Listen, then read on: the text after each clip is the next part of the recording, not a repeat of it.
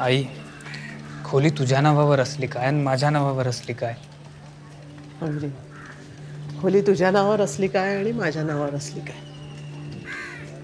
पण मी मोठी आहे आणि घर चालवतीये ना.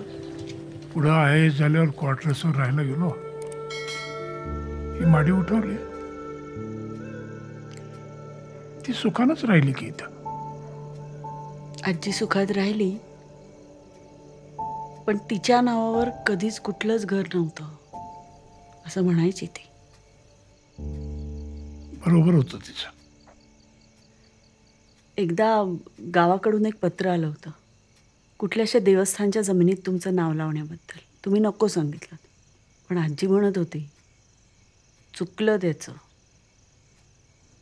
सरकार दरबारी नाव असलं पाहिजे.